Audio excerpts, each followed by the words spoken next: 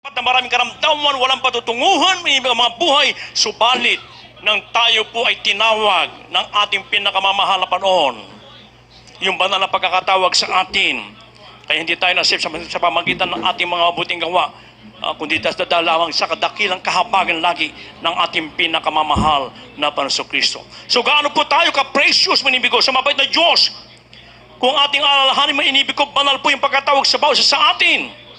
Napakinggan natin ang mga patutuo kanina. Isipin niyo po yung patutuo natin, mahal na kapatid. Mabuti na lamang unang nakakilala kaagad yung kanyang ate. Ilang buwan lang na nakakilala, o ilang linggo lang yata, na nakakilala yung unang ate niya. Sapagat ang ating mahal na kapatid na ito ay nandoon nakapagtrabaho sa ibang bansa, ikinulong ng kanyang amo, ginawang slave, mga iniibig ko. Parang slave kasi hindi sila makalaya, wala na siyang kalayaan, mga iniibig ko. At ang kanya na lamang punto, mga inibig ko, para makalayo doon, makaiwas, ay magpatiwakal. Tatalon doon sa 15th floor. Ano sabi nung amo niya, nung makita siya, iniisip niya na pipigilan siya.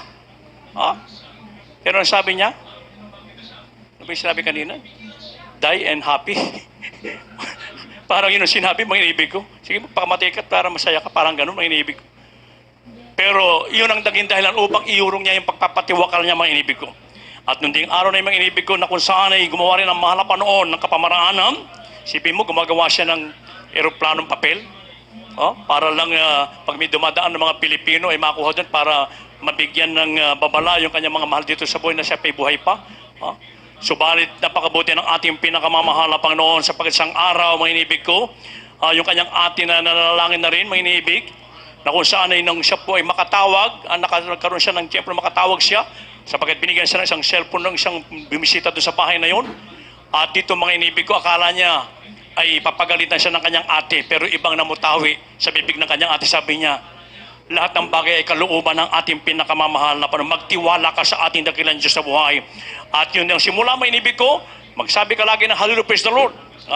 Kaya doon sa ibang bansa ay talagang natutunan niya na mag-hallelujah, praise the Lord, nararamdaman niya, banal na presensya ng Diyos. Ilang buwan lang, mga inibig ko. At siya po ay totoong, isipin niyo, maraming gwardiya doon at maraming CCTV, mga inibig.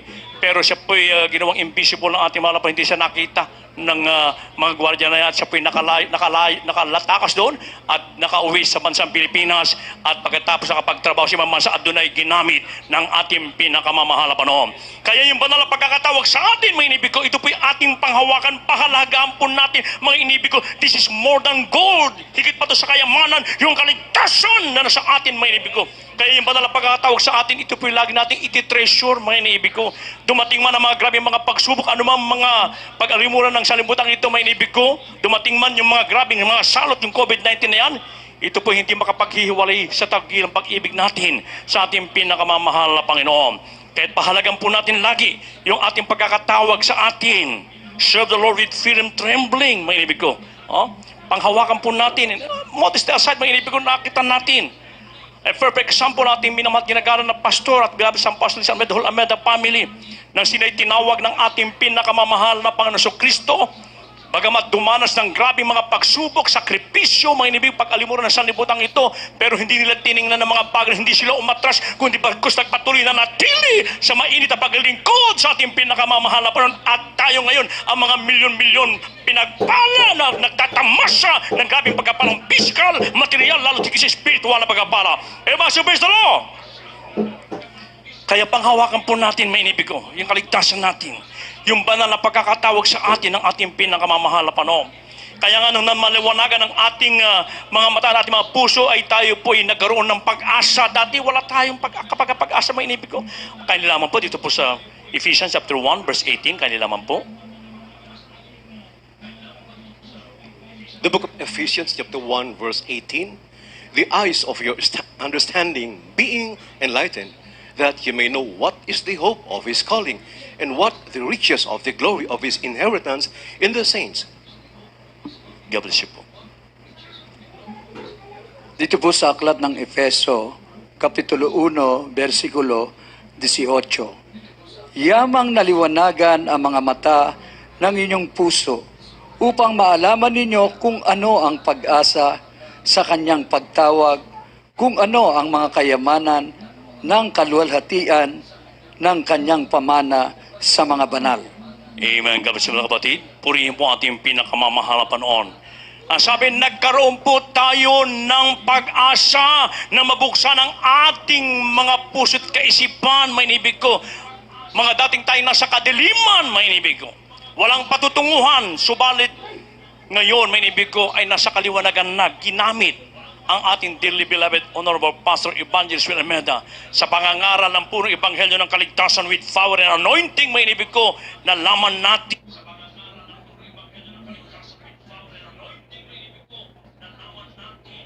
may inibig ko na ang Diyos ay dapat sambahin sa Espiritu Katotohanan, na siya yung magbibigay sa atin ng pag-asa. Siya yung Diyos na tumawag sa atin ng banal na pagkakatawag, may inibig ko. Kaya ito po ay ating pong laging iti-treasure, may inibig. Yung ating pong pagkakatawag na ito, mga inibig, na kung saan tayo dati nasa kadiliman.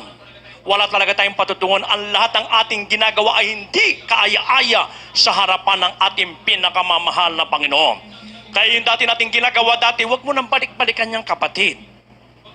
Huwag ka na makiayon pa sa sanlibutang ito. Amen? Sapagat ang mga bagay na sanlibutang ito, mga inibig ko, ay ito po ay talagang sa kaaway ng Diyos, may inibig. Na talagang pag nakapokus ka na dyan sa mga bagay, sa mga material na mga bagay, may inibig ko, sa mga nandito sa mundong ito, ay talaga naman pong mapapahiwalay ka, may inibig. Kaya panghawakan po natin, ingatan po natin ng mainam, pahalagan po ang banal na pagkakatawag sa atin ng ating pinakamamahal na Panginoon. O, maalala ko pa isang patutunan ng ating kapatid, mainibig, ating beloved brother Jose Jaco. Napakasamang tao siya dati nang wala pa sa ating gawain, ating mahal na Panginoon. Isa siyang gun runner, at doon din na siya po ay pumapatay din sa murang halaga, mainibig ko. Pagkabaroon naman ng salapi, subalit may inibig ko isang araw dahil sa karamdaman na kanyang tinaglay, dahil sa nagawa niya maraming kasalanan, may inibig ko na nagbunga ng karamdaman, kaya siya po ay nung makapakinig ng ebanghelyo ng kaligtasan, sumilay sa kanyang kaliwanagan, mga inibig ko, mula sa kadiliman, hinango siya ng ating mahal na Panginoon at ang ating mahal na kapatid, mga inibig ko. Sa kahabagan ng ating dakilang Diyos ay talagang totoong pinagpala, binagong lubos ng ating pinakamamahal na panahon. Kaya kahit anong offer sa kanya, noong mga panahon na siya ino-offer uli, sabi niya, kung nais niyo akong makasama, sumama kayo sa akin sa Jesus Miracle Crusade International Ministry. Dito magkakaroon kayo ng kapayapaan sa puso't isipan, magkakaroon kayo ng katiyakan sa buhay na walang hanggan, at makakaiwas ka pa sa lahat ng makalabidad, mga sarto dating sa mundong ito. Kaya yung ating mga kapatid, iniwanan lamang siya ng kanyang dating kasamahan upang operan uli, upang kumitil ng buhay. Kaya ganyan, magpalang ating mahal na Panginoon. Pag iyong pinahalagahan, yung banal na pagkakatawag sa iyo ng ating dakilang sa buhay. Kaya mismo si Apostol Pablo ang nagsabi, I press toward the mark for the prize of the high calling of God in Christ Jesus. Nagtutumulin ako sa hangganan ng dakilang pagtawag ng Diyos na kay Kristo Jesus. Ang sabi sa Pilipos 3:14. Grabing pagpapahalagaan ni Apostol Pablo, manibig ko. Kung ating isipin, number 1 po siyang persecutor ng mga Kristiyano ng mga panahon na yun. Isa rin siyang lawyer ng mga panahon na yan. Talagang tinutugis siya mga Kristiyano, manibig ko. So, balit ang sabi niya, inari na lamang niyang sukal ang lahat ng bagay. Kinalimutan niya kung sino siya. Dati mapaglingkuran lamang at makamtan ng dakilang pag-ibig ng ating pinakamamahal na Panginoon. Ebasyo, praise the Lord! Kaya bilang tayo tinawag ng banal na pagkakatawag ng ating pinakamamahal na Panginoon Kristo, ating dumpong panghawakan, may inibig ko, pagsumikapan, paglingkuran ang ating pinakamamahal na Panginoon Kristo ng 100% na paglingkod, may inibig ko, magtiwala ka ng lubos sa ating dakilang Diyos na buhay. Huwag kang mag-aalinlangan, may inibig ko, anuman ang pag-inganyo ng sanlibutan ito, sapagkat maraming pag-inganyo ang kaaway ng Diyos ngayon, may inibig ko. Pag tinanggap mo itong bagay na ito, may 30% discount ka na, libre ka sa PNR, sa TNR, kung ano mga sasakyan, may inibig ko. Oh? Pero kung magtitiwala ka sa ating dakilang Diyos sa buhay, siya yung pinakamakapangyarihan sa lahat, may inibig ko, siya yung ating dakilang manggagamot, may inibig ko, ay lahat ipuprovide sa iyo ng ating pinakamamahal na Panginoon. Pero ba, praise the Lord? Kaya kahit anong mga trials, persecution, kahirapan, anumang kalalagayan ng mundong ito, maging sa COVID-19 na ito na kung saan ay talagang kumita na ng by the millions, mga inibig ko, panghawakan mo lamang, kapatid. Patuloy natin pahalagahan yung banal na pagkatawag sa atin ng ating dakilang Diyos sa buhay. Kaya sa ating paglilingkod, mga inibig ko sa mabait na ating pinakamamahal na panahon, hindi po yung eye service, hindi po yung paimbabaw na paglilingkod, mga inibig. Ano po sabi dito sa Ephesians chapter 6 verse 6? Kaya nilaman po. The book of Ephesians chapter 6 verse 6, not with eye service as men pleasers, but as the servants of Christ, doing the will of God from the heart. God bless you po. Dito po sa taga-Efesyo Kapitulo 6, versikulo 6. Hindi ang paglilingkod sa paningin na gaya ng pagbibigay lugod sa mga tao, kundi bagkos gaya ng mga alipin ni Kristo na ginagawa mula sa puso ang kalooban ng Diyos. Amen. Amen. Palakpakan natin pinakamamahal na panahon ng God bless you, mga kapatid. So hindi po paimbabaw. Hindi pakitang tao ang paglilingkod sa ating pinakamamahal na panahon. Ito po'y mula sa ating puso. Kaya kahit anong hirap ang ginagawa mo, basta ito'y mula sa iyong puso at ginagawa mo ito dahil iniibig natin ang ating dakilang Diyos sa buhay, lahat ng bagay na mahirap, mainibig ko ito'y nagiging madali. Nagiging mahirap lamang ang pagsunod sa kautusan ng ating dakilang Diyos sa buhay pag ang ating mga sarili pong ating mga sinusunod. Mahirap talaga yung pagsunod sa kabanalan. Mahirapan ka niyan. Kasi hindi mo sinusunod mula sa iyong puso. Kailangan doon lagi yung takot mo sa pagsunod sa bawat kautusan natin pinakamamahal na panahon. Yung pagsunod sa kabanalan, hindi lamang sa pananamit, maging ano man ang lumalabas sa bibig mo, kailangan ng banal, maging ang kilos mo. Hindi na tayo pupunta pa sa isang lugar patapos parang nagsasayaw tayo ng sanlibot. Huwag na pong ganon, mainibig ko. Hindi na po tayo ganon, mainibig. At ang ating paglilingkod talaga, ibigay natin yung the best sa paglilingkod. At hindi lamang tayo naglilingkod ng masigasig. Yung nagpapakita ka, nagpaimbabaw na paglilingkod, pag nandiyan natin, the beloved parents in the Lord, the beloved children, parang aligaga ka, pero dapat kahit wala, sabi nga ating minamat, tinagal pastor, honorable San Pastor Lina Selmeda, na ating paglilingkod, kahit wala sila, ibigay natin yung ating taus-pusong paglilingkod sa ating pinakamamahal na panahon, sapagkat wala tayong ibang pinaluluguran dito, kundi ang ating pinakamamahal na Panginoon Jesus. Pero mga praise the Lord. Kaya may ibig ko, panghawakan po natin yung banal na pagkakatawag sa atin ng ating mahal na Panginoon. May warning ang ating dakilang Diyos sa buhay. Sa banal na kasulatan sa mga hindi nagpapahalaga sa mga banal na pagtawag ng dakilang Diyos, sa mga ayaw tumalima, ayaw makinig sa kanyang salita. Ano sabi dito, ako na po magbasa nito sa Job chapter 36, verse 12, but if they obey not, they shall perish by the sword, and they shall die without knowledge. Ngunit kung hindi sila magsisikinig, sila ay mga mamatay na walang kaalaman. Ibig sabihin, pag hindi ka talaga tumalima, isinagawa mo ang banal na kautusan ng ating pinakamamahal na Panginoon, mamamatay ka na walang kaalam-alam. Di ba yung nababalitaan natin, ang sarap-sarap ng tulog ng isang pamilya? Yan sa parte ng Bulacan, maalala ko ilang taon na nakakalipas. Ang sarap ng tulog nila ng tanghaling tapat, siesta time, alas 3 ng hapon. Bigla na lamang bumagsak na eroplano. Ayun, namatay sila, walang kaalam-alam. Pero sa mga anak ng Diyos, pag ikaw'y talima, isinasagawa ang kaaloban ng mahal na panahon, nandun lagi yung pagliligtas ng ating pinakamamahal na panahon. Ngayon, paano natin mapapahalagahan yung banal na pagtawag ng Diyos? Ano yung pinagagawa ng ating pinakamamahal na panahon na dapat natin gawin? Ano po sabi dito sa 2 Peter chapter 1 verse 10 and 1 Peter chapter 2 verse 9? Magkasunod ito pong basahin, kaya nilaman po. The second book of Peter, chapter 1, verse 10.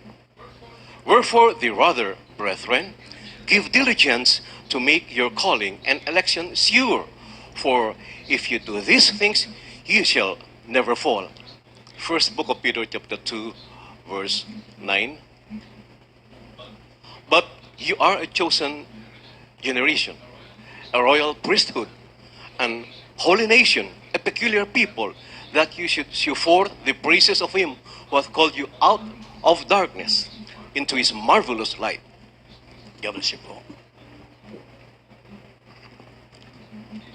Dito po sa aklat ng ikalawang Pedro, Kapitulo 1, versikulo 10. Kaya nga mga kapatid, lalong pagsikapan ninyo na mga panatag kayo sa pagkatawag at pagkahirang sa inyo, sapagkat kung gawin ninyo ang mga bagay na ito, ay hindi kayo mga titisod kailanman. Dito po sa aklat ng unang Pedro, Kapitulo 2, versikulo 9. Datapwat kayo isang lahing hirang, isang makaharing pagkasaserdote, bansang banal, bayang pag-aaring sarili ng Diyos upang inyong ipahayag ang mga karangalan niyaong tumawag sa inyo mula sa kadiliman hanggang sa kaliwanagan, sa kanyang kagilagilalas na kaliwanagan. So ito po ang pinagagawa ng ating mahal na Panginoon, may inibig ko, upang yung banal na pagkakatawag sa atin ay mananatili sa atin hanggang sa kanyang nararapit na pagbabalik. Na tayo po, pagsumikapan po ng bawat isa sa atin na mga panatag tayo sa lahat ng bagay. Ano man ang kalalagayan ng ating mundo ngayon, dumating man ang mga sunod-sunod sa salot, ang mga anak ng Diyos ay mananatiling panatag sapagkat patuloy tayong nagtitiwal, sumasampalataya sa ating pinakamamahal na Panginoon. Kaya ano man mga balita ating mapapakinggan, hindi ka mag-alinlangan dyan, hindi ka matitisod, mga inibig ko. Kundi pagkus ang pinanghahawakan natin, ang banal na salita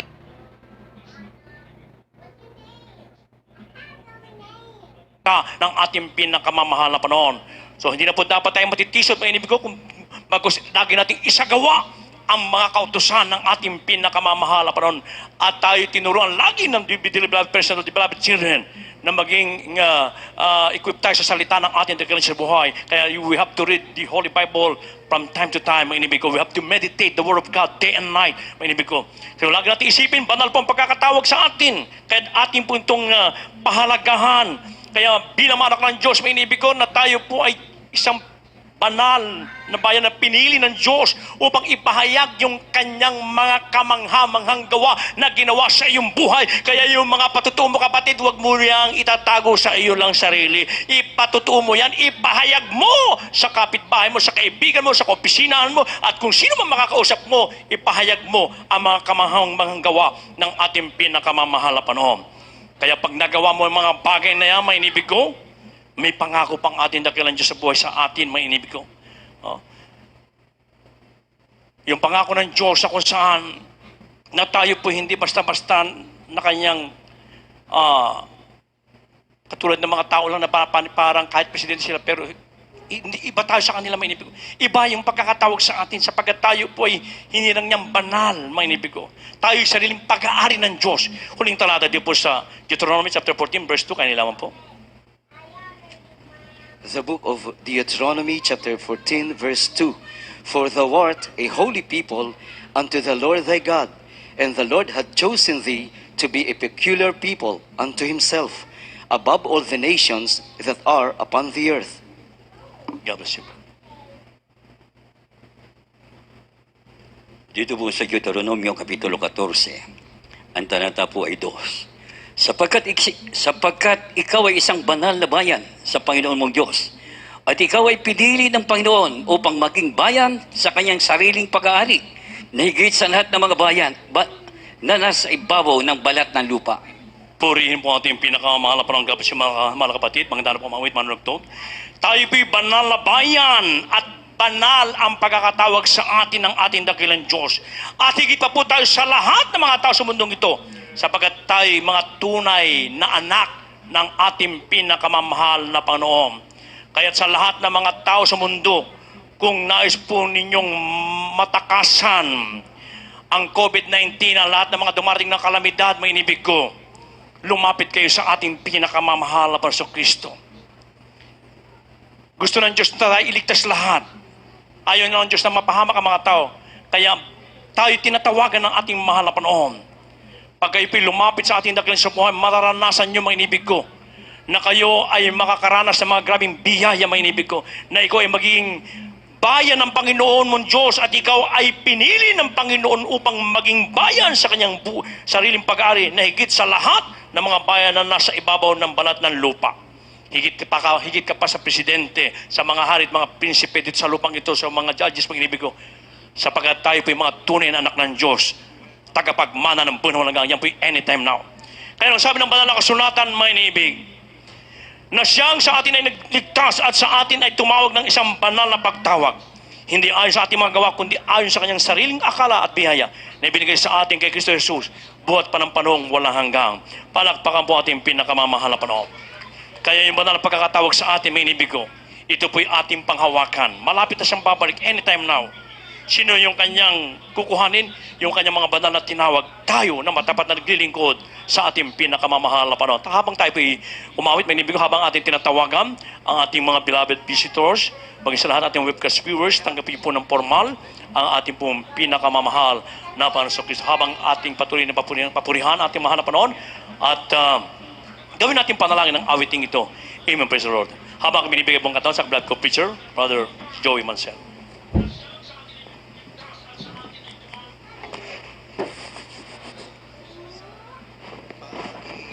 Amen. Praise the Lord. God bless you all. Preacher Cruz. Sa lahat ng ating live webcast viewers, mga bisita narito, po ay tinawag at hinirang ngayon ang ating pinakamamahal na Panginoon Jesus. Pag-uusig ng mundo ang sa'yo'y nagtatapo upang hindi na magpatuloy. Ang tawag ba niya'y di walang halaga nang walang dumarating ng mga pagpapala. Tatalikod ka ba sa kaniyang ipinagagawa na ang mabuting balita ay ipahayag sa mga? Yes, amen. Hallelujah. Panginoon Diyos. Ikaw ay hindi lang pinili ng Panginoon upang maglingkod sa Kanya.